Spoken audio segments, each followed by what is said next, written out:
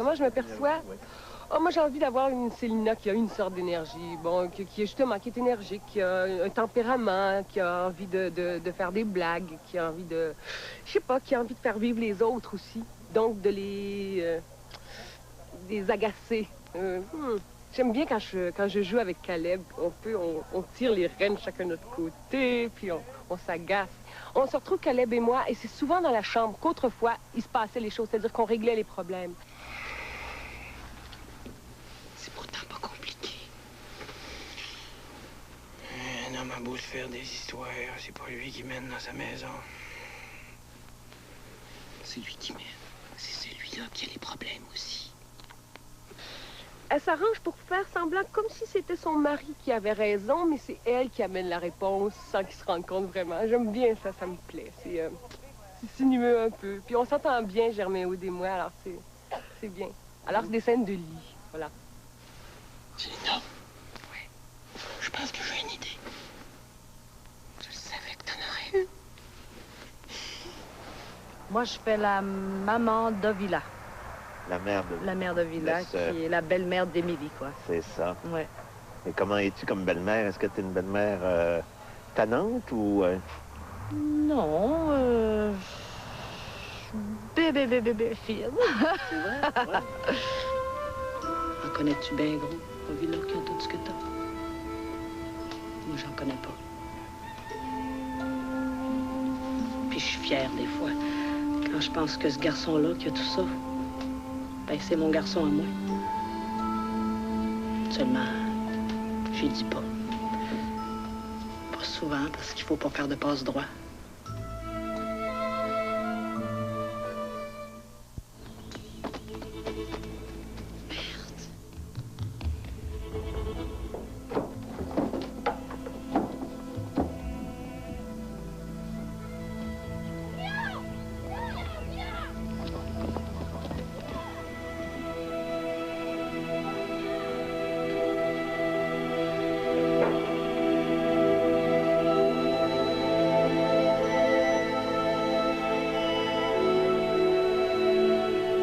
Quand j'ai fait entendre la première fois mon thème à Jean Baudin, c'est-à-dire que la première fois qu'on l'a écouté ensemble, ces percussions-là, ici,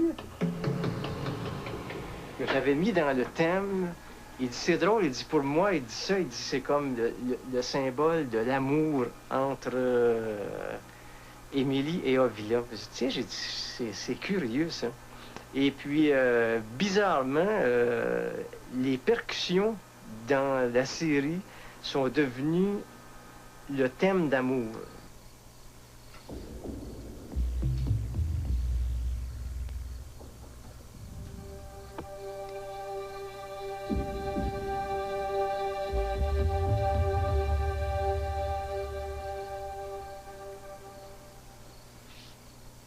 Je reviens un peu avec la somme de mes choses. Alors, j'ai ma note grave, un petit élément de percussion. Ici, j'ai mon violon, l'accordéon.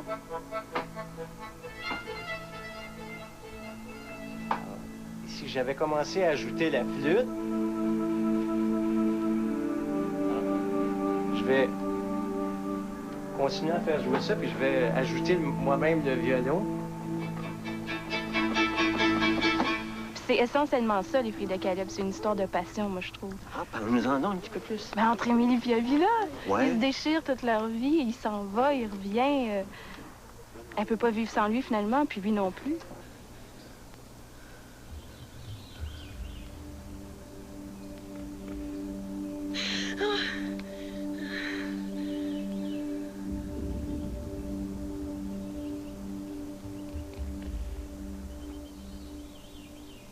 On a quand même des choses des scènes assez intimes à faire. Puis, on n'a jamais eu vraiment de problème à aller chercher ces émotions-là ensemble. OK, belle matin. Qu'est-ce que tu fais là?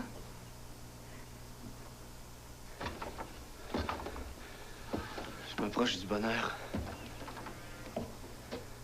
Chaque scène répond à des questions par rapport à la vie, à la mort, à l'amour, à la haine, la recherche de soi, les questions qu'on peut souvent se poser sur soi-même par rapport aux autres.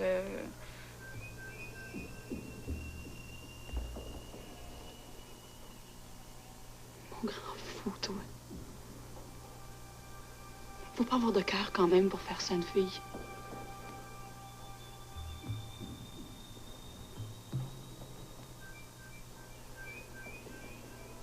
En tout cas, il m'a jamais débattu comme une débat là, ce cœur-là.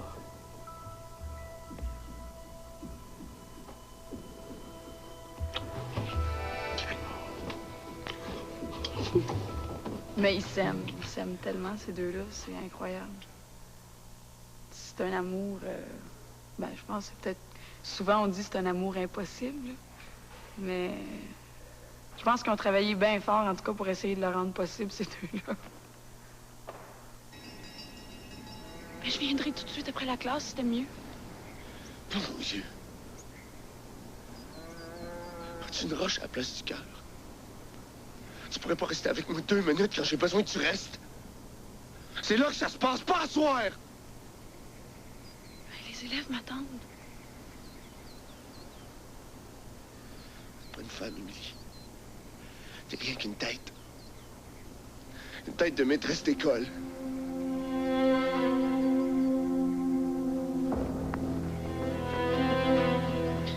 Sans cœur!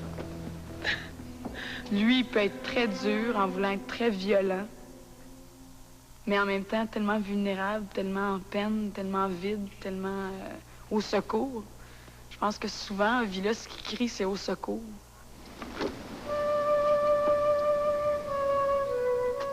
Le destin frappe cette famille-là, puis Dosité se bat contre le destin.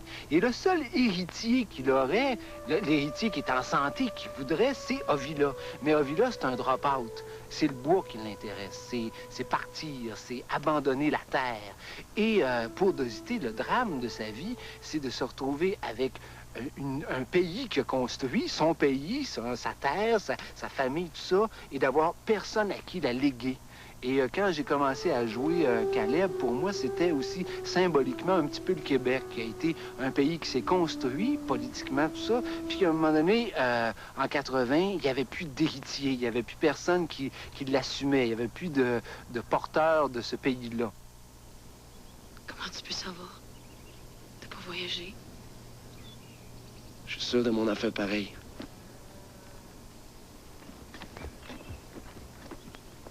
Retourne-toi pas en t'en allant. J'aime ça regarder tes épaules quand tu marches. Tu verras pas longtemps. Je les vois pareil.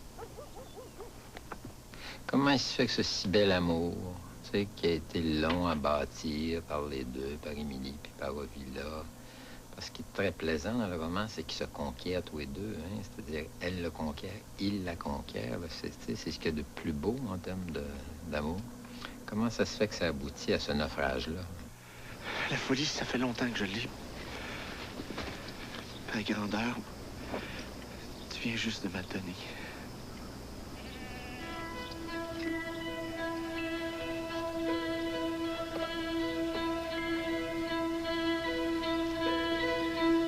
Tous les hommes sont en amour avec Émilie. Les hommes, dans les filles de Caleb,